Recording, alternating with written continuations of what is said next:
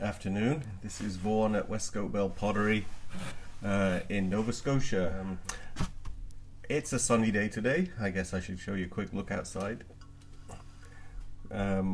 Windows need cleaning, obviously. Get to that in the spring, I suppose. But I'm going to do a quick video, small bowls, talking about the function and the aesthetics a little bit, because often the customer and the potter don't agree, and to make a living you have to compromise sometimes to actually make a piece that you personally think is not quite as nice, but it serves a function.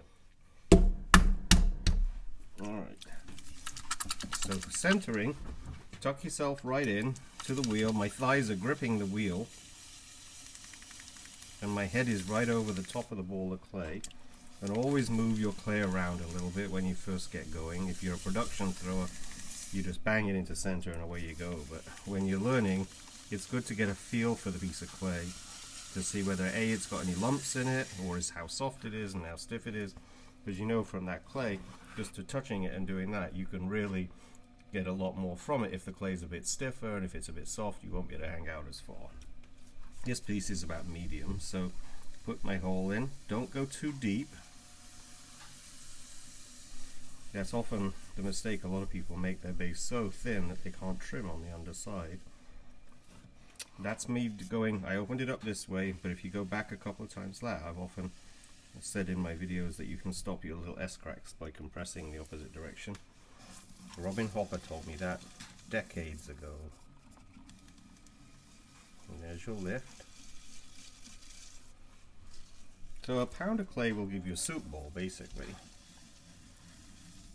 But if you wanted to make a soup bowl, you're not going to want to have it tip over. But I developed a real appreciation for bowls that have a small foot from Japanese rice bowls. And they basically often have a very small foot. So you can push that in just by fingers going in there and get a really narrow foot and still do another pull. Because once you're underneath that wall of clay, you may as well do a pull.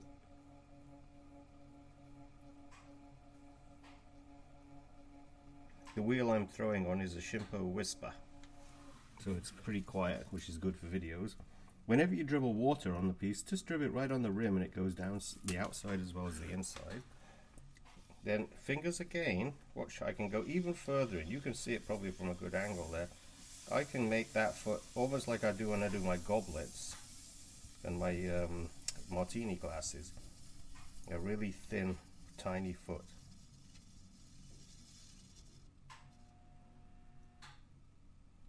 And always continue your pull right to the rim. And then let go and compress with one finger just on the rim with two fingers either side of the rim, just to tighten up that rim a little bit. Now this whole thing with the carrots came from a customer years ago who loved my work, bought a lot of my pieces, but he said to me at a craft fair in Crozet, Virginia, he said, you know, you can't stab carrots in your bowls. And I thought about that afterwards, and I was selling bowls fine,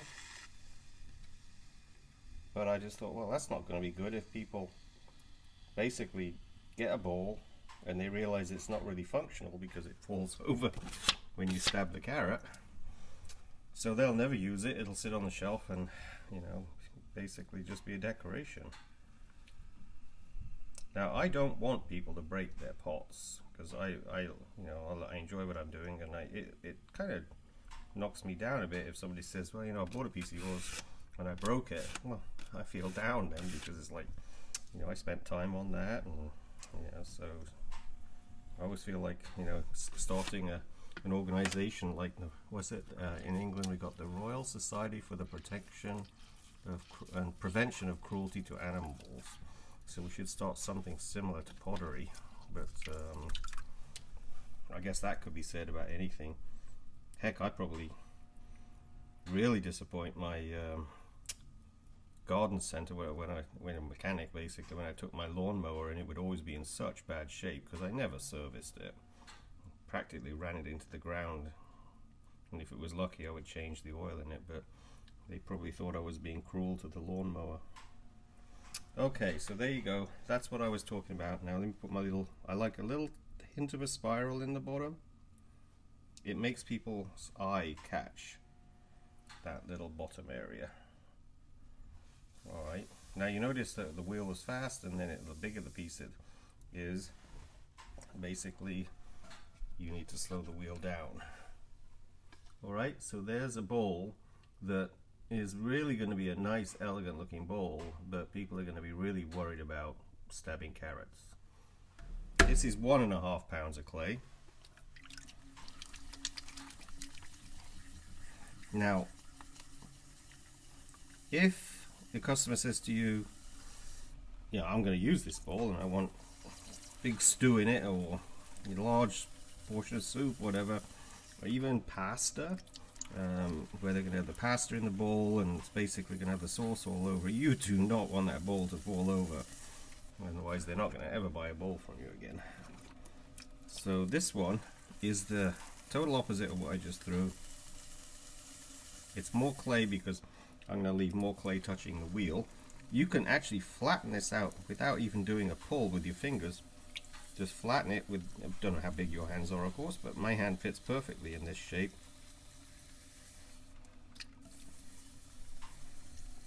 So I haven't done any pull basically. I've just gone to the wheel head, and then I'm going to use this rubber rib to compress down a little bit. And that gives me a nice flat bottom. It's not very thin on the bottom because I still want to put a foot on this, even though it's not going to. And then literally just at the last minute I will pull up about a 2-inch, maybe not even that, 1.5 inch, 2-inch bowl, sort of wall, dribbling the water on the rim so it goes down the inside and the outside.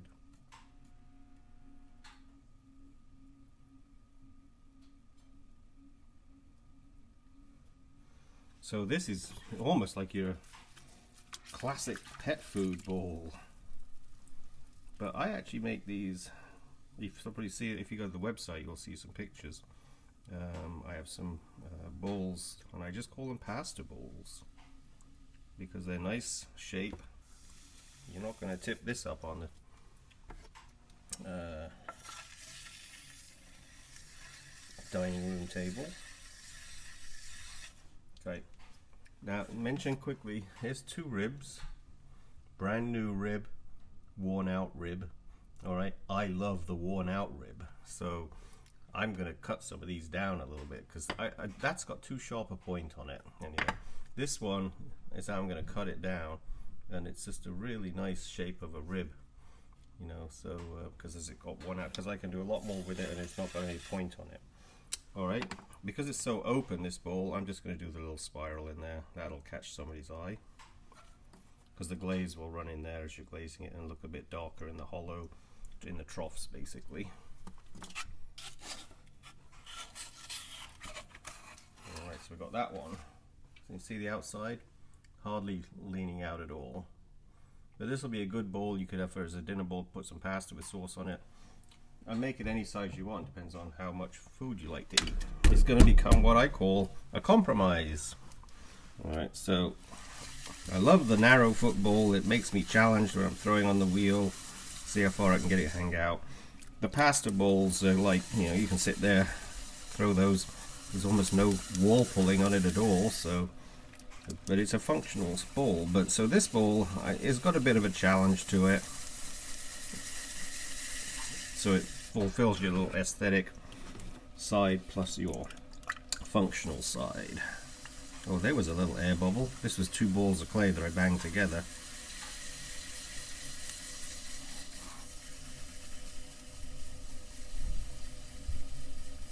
There you go, down from the opposite side to compress a little bit. Then you're going to have to do a pull, because this is a rounded shaped bowl.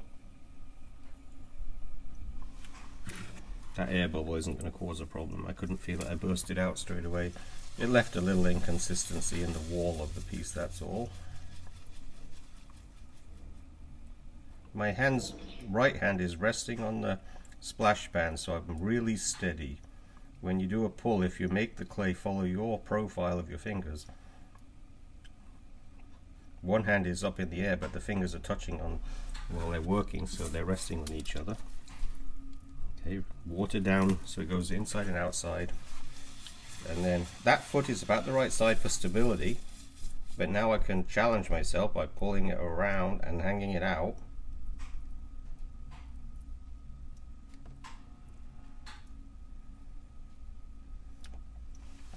Alright, so we got a bit of a challenge fulfilled. I feel like I'll put the spiral in again just so I can catch somebody's eye. Alright, so that is the functional side of this. I actually think about how people are going to eat, and this bowl has a slight hint of a curl back in at the top, so that it actually, if you're spooning food against the side of the bowl, it will fall into your spoon as you go up the side of the thing. So I like that, because you don't, bowl that flares out, you might actually pour the food on the table. So that's the reason that bowl has that shape. Alright, I'm gonna run out, bang it down, then center. I know the clay now, so when I'm throwing, we've got 24 balls of clay down here by me, and so once I've done one or two, I know the basic consistency of the clay, but I still like to move it around a little bit. Alright, now this is a soup bowl, and I do it for a restaurant near the Lehigh Bakery. If you want to look it up online, it's a great bakery. I hope many of you can come and see it one day when we get to travel again. But it's an old 125-year-old building. So is this building I'm in. They were both built at the same time. And alright, so do the pull, chase the water that's going up the rim, let go before it dries out, dribble water right on the rim, do your pull again. I always dig my fingers on the outside underneath the clay wall and then push against those fingers from the inside, and that lump of clay just glides right up above your fingers. You let go slowly, dribble some water. It's thin enough now, I just have to shape it. So I've got a wider foot on this piece, but I'm going to hang out quite a bit, come back up so it's straight now, and before that water all soaks in, I'm going to get it off the piece. Here you go. And now this rib, they're flexible, so you can bend it. I put underneath to maintain that curve that I have, and it drags the water off. I wonder if I can do this so you can see a little better without my arm getting in the way. Here you go. And then the top part, I'm just going to push out a little bit.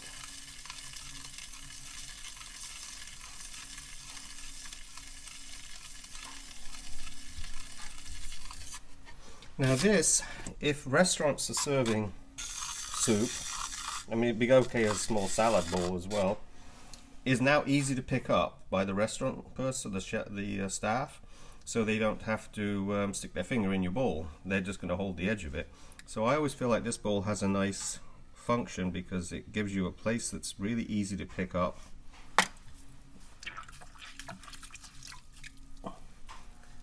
And when you stack bowls in your cupboard at home, they'll sit inside each other nicely as well.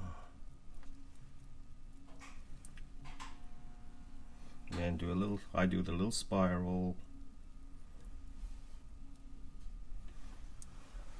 Alright, so last thing, help the wire cut through. I just use back of my rib to put a little groove in the very bottom so the wire can cut through this.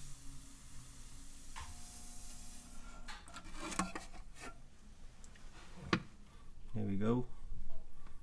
So that's nice, it's got balance because it's got a wide foot, and it's all got all your functions, but it has a nice elegant look to it too because of that rim sticking out.